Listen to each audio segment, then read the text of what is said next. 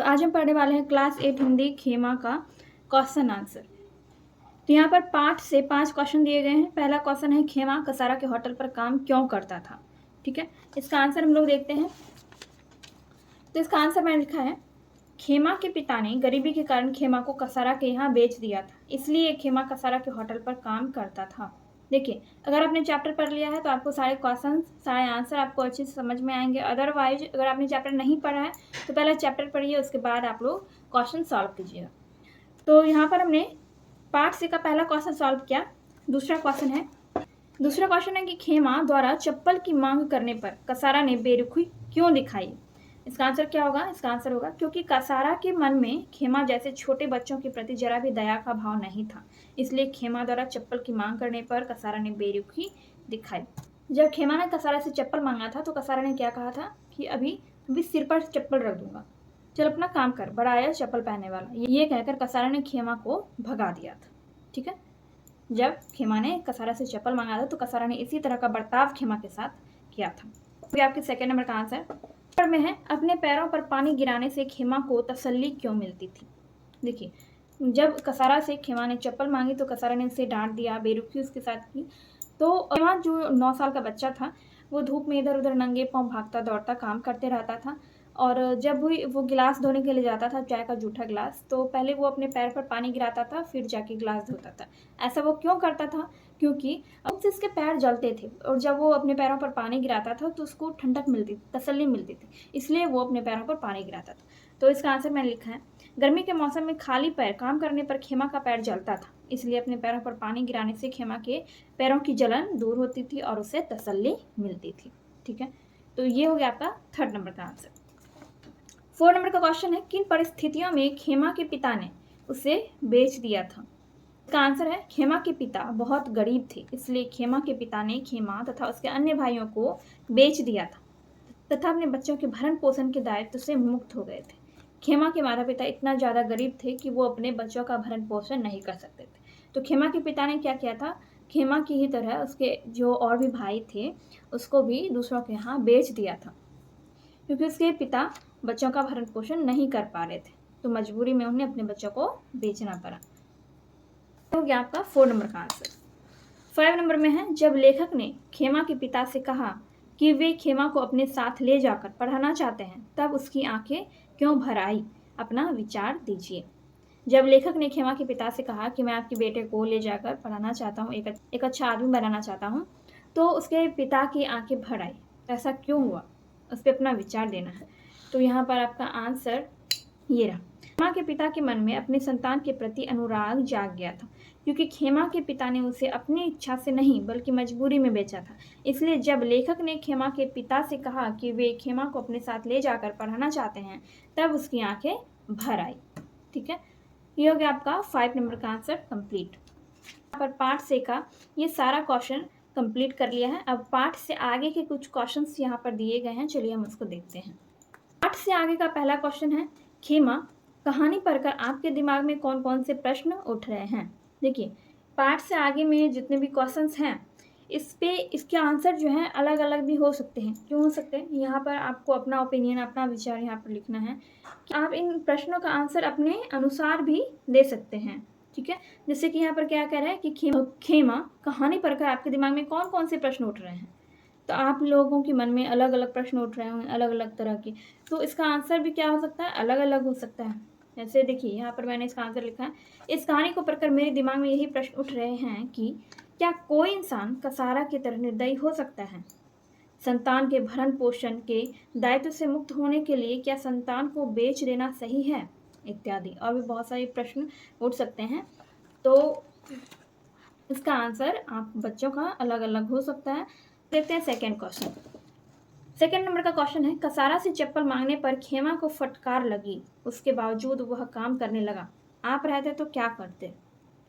तो इसका आंसर मैं लिखा है, अगर खेमा की जगह हम रहते तो हमें भी वही करना पड़ता जो खेमा ने किया, क्योंकि काम नहीं करने पर हमें भी खेमा की तरह डांट गाली पिटाई लगता, इसलिए हमें सब कुछ बर्दाश्त करना पड़ता।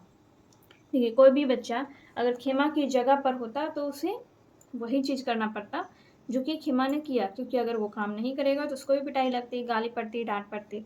तो इसलिए सब कुछ बर्दाश्त करते हुए उस बच्चे को भी काम करना पड़ता। वैसे यहाँ पर भी आप अपना ओपिनियन लिख सकते हैं। 3rd नंबर का क्वेश्चन है, कसारा का होटल छोड़ने के बाद खेमा के जीवन में किस प्रकार का परिवर्तन आया होगा? अपने विचार लिखिए।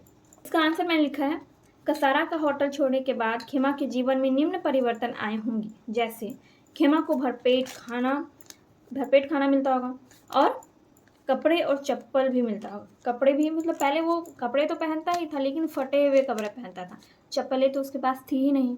तो खेमा को भरपेट खाना और कपड़े मिलता होगा, पहनने के लिए चप्पल भी मिलता होगा, उसको ज़रूरत की सारी चीज़ें उसको मिलती होगी। मतलब कि खेमा के रहन सहन में बहुत परिवर्तन आया होगा और वह संतुष्ट होकर पढ़ाई पर भी खूब ध्यान देता होगा।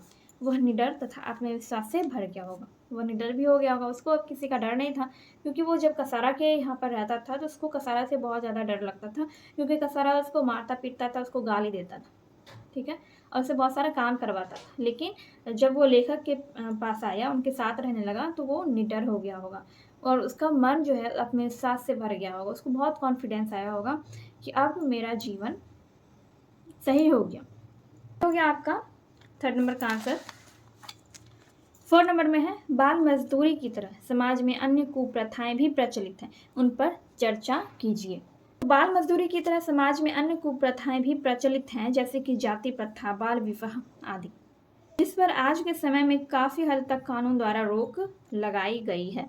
तो आज के समय में जाति प्रथा पर भी रोक लगाई गई है, बाल विवाह पर भी रोक लगाई गई है। और पहले के ज़माने में क्या होता था, जो औरतें विधवा हो जाती थी उसका मुंडन करवा दिया जाता था और उसको फिर से शादी करने का कोई हक नहीं था। लेकिन आज के समय में ऐसा नहीं होता है। आज तो जो कुप्रथाएं पहले प्रचलित थी उस पर काफ़ी हद तक आज के ज़माने में रोक लगाई गई है, ठीक है। तो ये हो गया आपका 4 नंबर का आंसर। 5 नंबर में है, बाल मजदूरी समाप्त करने के लिए सुझाव दीजिए। इसका आंसर होगा, गरीब परिवारों को सरकार द्वारा आर्थिक मदद देना चाहिए। गरीब बच्चों को पढ़ने की व्यवस्था सरकार द्वारा मुफ्त में करनी चाहिए, जो सरकार ने पहले से कर रखी है। सरकारी स्कूल में क्या होता है, गरीब बच्चों को मुफ्त में पढ़ाया जाता है, उनको किताबें भी दी जाती है, पोशाक राशि दी जाती है। इस तरह बहुत सारा मदद सरकार बच्चों को कर रहे हैं। और तीसरा चीज़ हमें क्या करना चाहिए, बाल मजदूरी करवाने वाले लोगों को कड़ी सज़ा देनी चाहिए। सबसे बड़ी बात यह है कि जो लोग बच्चों से बाल मजदूरी करवाते हैं उसको कड़ी सज़ा देनी चाहिए, ताकि कोई और लोग छोटे बच्चों से काम ना करवाएं। अब यह आपका पाठ से आगे का ये सारा क्वेश्चन हमने बना लिया है। और यहाँ पर अब आपको गतिविधि दी गई है। गतिविधि यानी एक्टिविटी, अपने दिनचर्या की तुलना खेमा की दिनचर्या से कीजिए। आपकी दिनचर्या, आपका रूटीन क्या है और खेमा का रूटीन क्या था। खेमा का रूटीन तो आपको पता ही है, इस बुक में इस चैप्टर में दिया गया है। खेमा का रूटीन यहाँ पर लिखेंगे और यहाँ पर लिखेंगे आप अपना रूटीन। आप पूरे दिन में मतलब सुबह जब आप उठते हैं, सुबह से लेकर आप रात तक में क्या क्या काम करते हैं। और यहाँ पर आप लिखेंगे खेमा की दिनचर्या, खेमा सुबह उठकर और शाम तक या रात तक क्या करता था, ठीक है। अपनी दिनचर्या और खेमा की दिनचर्या आपको यहाँ पर लिखनी है। ये काम आपको खुद से ही करना होगा। और यहाँ पर एक खेमा कहानी में आए निम्नलिखित प्रसंगों में से किसी एक पर चित्र बनाइए। अब देखिए, अगर आपको फिगर वगैरह बनाना आता है तो इसमें से किसी एक पर आप चित्र बना लेंगे। कसारा के होटल पर काम करते हुए खेमा, कसारा के पैर दबाते हुए खेमा, जलते हुए अपने पैर पर पानी डालते हुए खेमा। इन तीनों में से किसी एक पर आप इस पर चित्र बना लेंगे। इन तीनों में से आप किसी पर चित्र बना लेंगे। उसके बाद यहाँ पर क्या है, अपने आस पड़ोस के किसी बाल मजदूर से बात कर यह पता कीजिए कि किन कारणों से वह बाल मजदूर बना।